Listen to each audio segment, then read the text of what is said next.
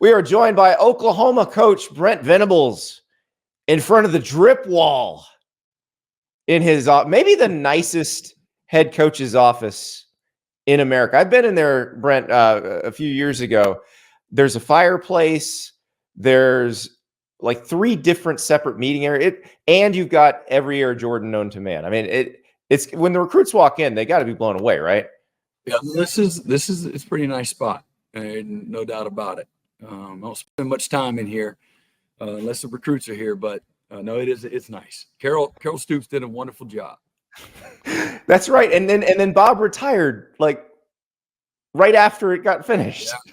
Yeah, he didn't have any time to unpack his boxes. Actually, he had time, but he knew he was going to do it, and so he had the boxes. He didn't unpack them. Well, I imagine you are feeling quite at home going into year 3 at OU. And I think it's interesting because you took this job knowing that the SEC move was coming, and you were always getting questions about it, but you had games you had to worry about in the Big 12. How much more can you think about that actively? Are you prepping for playing the teams of the SEC now? Yeah, I mean, again, that we've been transitioning for a couple of years in just a lot of our programmatic things, staffing, some of our structures. Certainly, we're trying to build a roster that can compete in the SEC. And the SEC, I think everybody knows, it goes without saying, is a very deep conference, and with both excellent rosters and really good coaches, and fan bases that take a backseat to nobody. Incredibly passionate, and the commitment to football and really all sports is really incredible, and can compete with anybody in the country, and better than most that way. So, we knew this opportunity was coming down the road, and certainly it goes without saying how this all happened, but we're going a year early, and it's an exciting time. And there'll be a transition just in regards to learning the conference. We're trying to bridge that gap as quickly and expeditiously as we can when it comes to figuring out who the teams are, what their DNA is on all 3 phases, what their rosters look like. And, we have that going on, but we spend the most time on focusing on us, our development, our improvement, just trying to get better one day at a time, and recruiting to a profile that whether we were going to the SEC or within Big 12 or in any other conference that, meets the standards of what we're looking for to be a championship program. And so now that we're going to the SEC, we don't change, necessarily, what we're looking for. I think, over the course of time that, that we will have an opportunity to maybe get into a few more places geographically from a footprint standpoint. But Oklahoma, we've signed guys 15 plus states, in 3 straight classes, across the country. And Oklahoma does have a brand that can get into, any doorway, high school or home, across the country. And I think it's decade after decade after decade of excellence and success has led to that,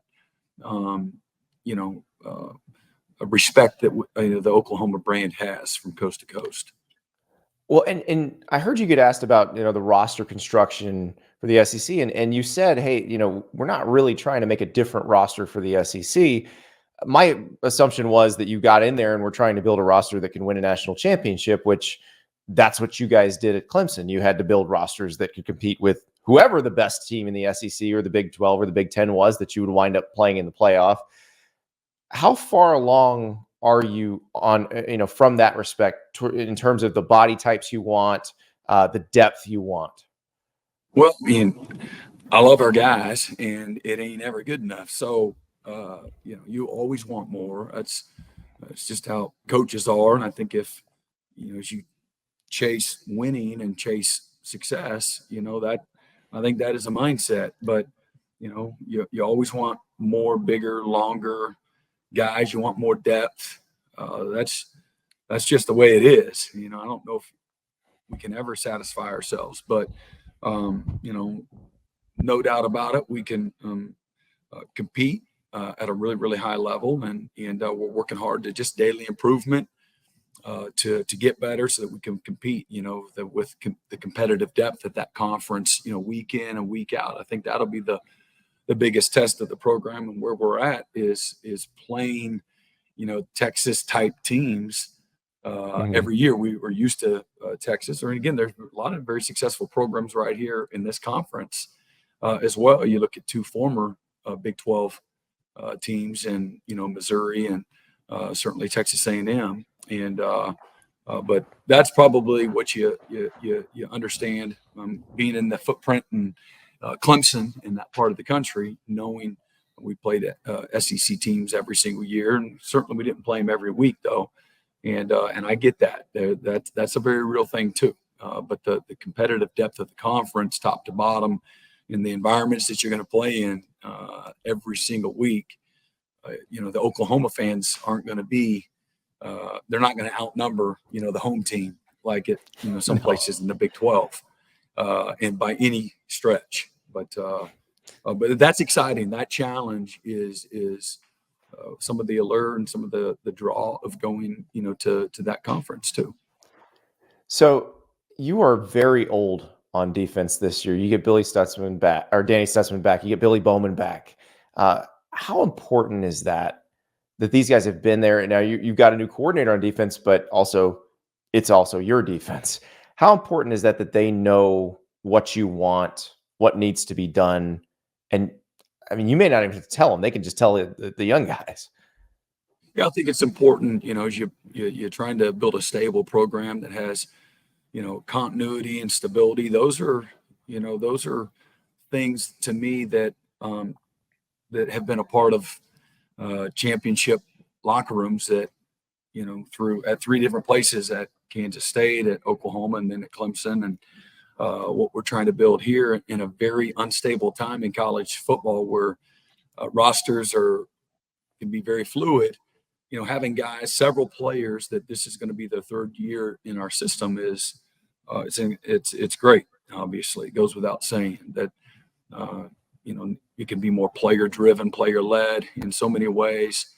Uh, you know, third year, fourth year players are going to play in a confident, more of a precise, confident, aggressive, physical way, and more consistent at the end of the day. And if you're a great player, you're a great unit, you're a great team, you know, consistency is a word that people are going to use to describe you. And, uh, you know, and I tell the coaches that, and you're looking at, you know, recruits. And I think that's an important piece. You know, who are the guys who are going to play at a really high consent? They're going to be here every single day. They may not ever get here, but they're not going to be down here. And you Mhm. know, guys that play in an uneven way, or they compete, or they show up in an uneven way, you're gonna have uneven results. And so that's what we all want. And having a lot of experience back should lends credibility to believe that you're going to have that. Well, and that's what, I look at your defenses at your last stop, and it seemed like there was just a great handing down of here's how you work, here's how we play, from the older players to the younger players. And does it feel like that's what's happening now? No doubt. Yeah, there's where we're at in January, February, going into March now, compared to just a year ago, or even 2 years ago, which seems in dog years, a decade ago. We've made a tremendous amount of improvement in every way. So whether that's the physical things, your strength, your speed, your depth, having more able guys that can play at a winning level, to the assuredness, the consistency, the leadership, all of those things. We're just incrementally, we've gotten better in all those areas, and so that makes it a lot of fun. You know, that where you again, the players are going to beat you to correct guys, or again, they're going to set the tempo, for the day, the thermostat. They're going to move Yep. that needle where it needs to be every day. So Jackson Arnold taking over, we got to see him start in the Alamo Bowl, and it was one of those things where you see the flashes, but then you also see some true freshmen making his first start kind of moments. But how valuable was that experience for him going into this offseason? Well, starting the game and, you know, having some success in the game and certainly some adversity in the game is no doubt going to pay off for him. And the number one reason why is Jackson has got all the right stuff, how to handle adversity, how to handle success, what the process looks like, and staying focused on the things that he can control. He's got great self-awareness. He's got great toughness. He's an incredible competitor. He no matter what happens, Jackson's got a unique quality where he just doesn't flinch. And but he takes great ownership. He's very accountable to himself and his play. But he's hard on himself and demanding of himself. But he's not going to crush, his own spirit. So I feel great about where he's at. And again, being able to learn from Dylan last year, he'll be the first one to say how invaluable that was for his freshman year. Again, Dylan being one of the most successful collegiate quarterbacks in the history of college football, not just last season. And Dylan was a great leader and did a great job pouring into Jackson. And then it was well received by Jackson. So it's all going to matter, going into this season. And you feel great about that. You have 3 or 4, however you look at it, returning starters is it. But he does have, with the portal and several guys that played, maybe didn't start but played. He has a great group around him coming back that can help him be successful. And that's going to be, if he's going to be successful, it's going to be because of everybody around him. So I noticed on Wednesday you had all of your freshmen and newcomers. They met with your local media, had a kind of a media day for pre-spring practice. So like David Stone, who's a big time defensive tackle recruit that you guys signed, he's doing interviews. Most coaches don't let those freshmen talk. Don't let them, and they kind of hide them away from the world until they played in a game, or maybe even until they're sophomores. What was it that went into putting these guys out there and letting them kind of have their say? Yeah, and I'm not you feel really good about the coaches. We're recruiting to a certain model, a certain type of young guy that can handle that moment. I'm not afraid of what he may or may not say. We're like everybody. We do media training for all of our guys and try to get them in a comfortable space, using their platform the right way, promoting things, the right types of things. I want our fans to know these players. I want our fans to feel connected to them. And this is the time of the year where I don't think that it's not a time where there's going to be a lot of distractions. And so I think it's an appropriate time. I want our players to understand the standards and the platform that they're on when it's at the University of Oklahoma. There's a long line of media, a huge following, a passionate fan base. I want to feed our media with great content. I know they'll utilize it the right way. I think there's a marketing aspect of all of it that I'm not naive to, that I think can be a really positive thing for Oklahoma. And I'm trying to get these players attached to the brand and the opportunity and the standards that Oklahoma represents as well. And again, if they're who we think they are, when we recruit them, I think this is an opportunity to help them mature and grow in all the right ways sooner rather than later. And we're expecting to get on that field and play and compete at a mature level. This pales in comparison, to me, to what that platform is. Well, Stone's mad at us because we had him number 29 in the whole country, and that's lower than anybody else. So I like the fire, though. I like that he's mad. I think that's probably a good sign for you that he's coming in ready to play. But you guys have so much experience to kind of help those guys out. It seems like that seems hard to do now in this era of college football, to have older players plus some depth that you feel comfortable with. How do you how do you develop a culture where you can keep those guys? Yeah, I think I think you got to come from a place where you're genuine, try to be authentic. Real relationships is what it's all about to me. And if you're looking for real commitment from guys and all the things that commitment requires, the leadership, the buy-in, the servant mindset of the older guys to the younger guys, where they're just keepers of the jersey, if you will, that there's a name on the front of their jersey that represents excellence, that hopefully they're attracted to, and it's something that they, again, feel a responsibility that they've got to live up to the standards of those expectations as the next wave of leaders or the next wave of the players. That's a responsibility when you come to a place like Oklahoma. And so you're trying to constantly nurture that buy-in of what that means. Everything matters. And the older guys or guys that have been here have an investment. So they should care about the guys. And my promise is to the players that are in that locker room, I'm going to recruit young men that value the things that you value and that align with our values and standards as a program. And if they're not about that, then I'm not going to recruit them. And so our players, immediately they understand if we're going to have real commitment from whether it's them or our new players, that there's got to be connection. And so we work hard at trying to nurture, those relationships. And but it starts from the top. All of us as coaches having, again, strong relationships in the recruiting process. And then that doesn't start when there's not like some kind of change up when they get here.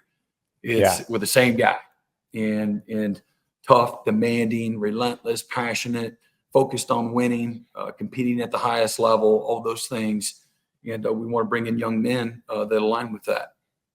Well, and having teammates that are about the same things. I was thinking about this because I heard you did an interview with Bob Stoops a few months ago, and he was talking to you about the group of linebackers that you played with at Kansas State. And I had forgotten just how accomplished this group wound up being. So it's you, Mike Eckler, who's the special teams coordinator at Tennessee, Kirby Hocutt, who's the athletic director at Texas Tech, and Laird Veach, who's the athletic director at Memphis.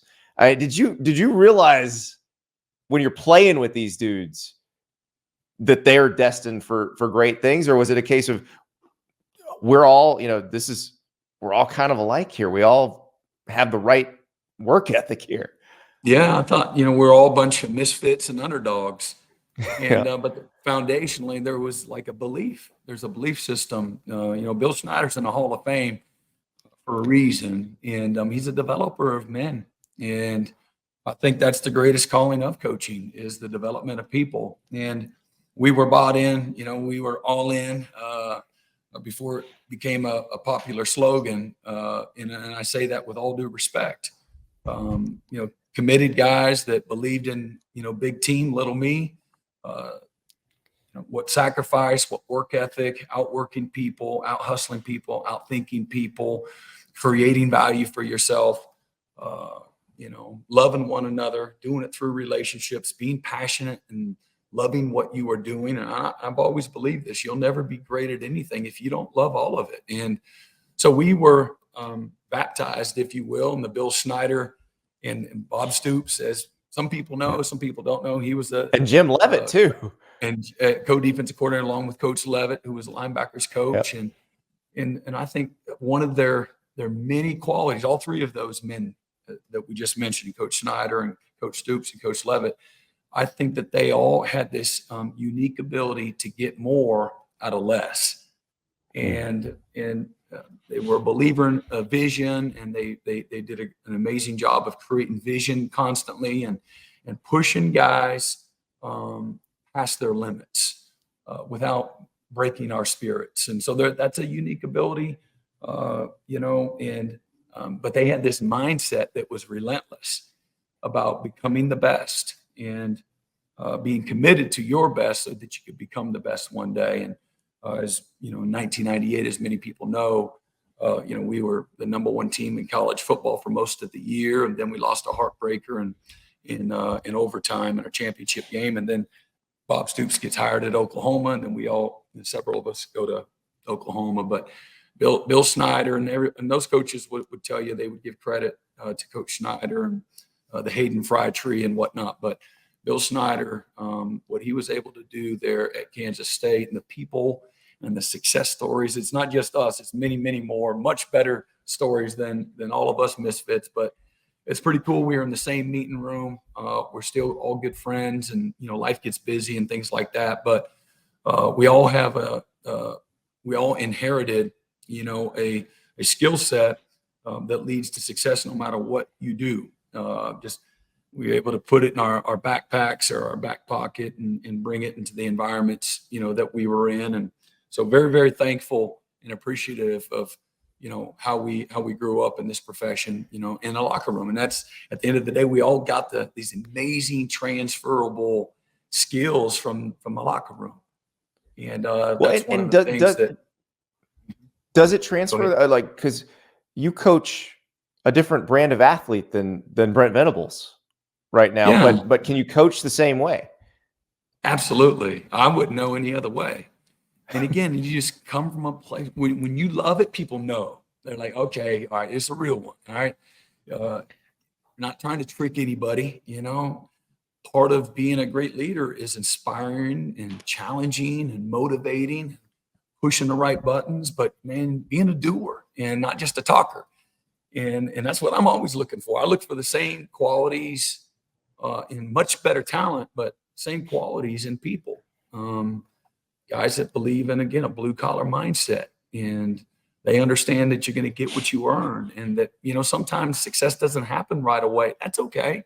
You kind of got to go through it if you want to get to it, and it does resonate. And especially when you're going to be right standing in the A gap with them. And I've always prided myself in, not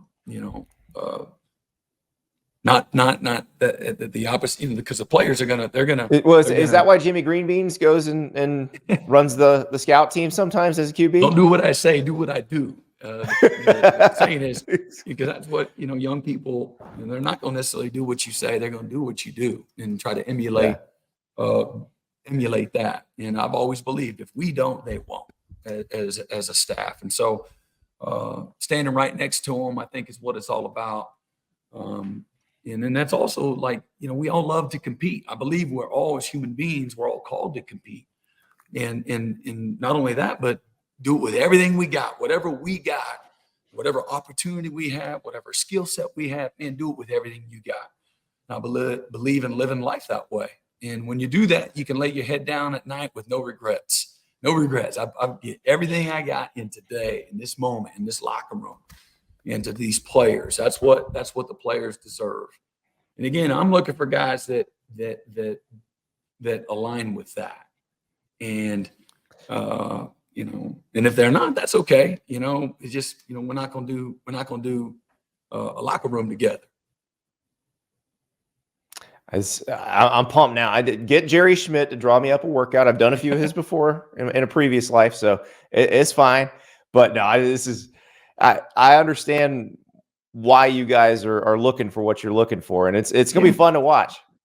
It's having this, it's camaraderie. Yeah. It's going through stuff together. It's not what you become. It's always about what you overcome. And that's a blast. And maximizing the small windows in life, the small moments in life, whether it's a year, it's 3 years, it's today. And everybody, again, man, everybody aligned that, you locked together, locked in arms, and you're going through life, you're on the journey together. It's what it's about. And I'll be very honest, when a young man chooses to come to Oklahoma, and I've always believed this is a lifelong decision, it's a forever decision. And so this is just the beginning. And the locker room's important. This experience while you're in college, I believe it's the most transformative time of the life of these young people. And man, I want them to squeeze all the juice that they can out of it. And I want to give every ounce of the opportunity, the window, the time that they have in college. And because you don't get to go do it twice, you get one shot at it. And so I want them to have no regrets. That's a personal responsibility that I have. I don't want them to have any regret. Doesn't mean I make it's easy in any way, shape, or form. I'm not compromising the things that I know are what are going to help young men be successful, not only for today, but for the rest of their lives. And so not compromising in any way, shape, or form. And so in this moment that's kind of crazy, me and many others like me, we're not going to flinch. We're going to embrace it. You always adapt and evolve. Nothing stays the same, ever. Never has, never will. You have to have a willingness not compromise your values, your belief system, but you do have to conform and evolve. I believe in that. But I don't think you have to coach them any different in it anyway. I don't. You I, know, I just don't. well, and it's great to hear that, because you hear some people say, "Oh, I can't work with these kids." I've always thought there have always been people in every generation that wanted to work hard. There have always been people who didn't, and Mhm. you just got to find the ones that do, right? Yeah, and listen. I love guys that love it too. Okay, those are your Yeah. favorite players, the ones that you got to beat them over the head with a bat to get them out of the facility, and they can't get enough. Not everybody is the exact same though, and that's okay too.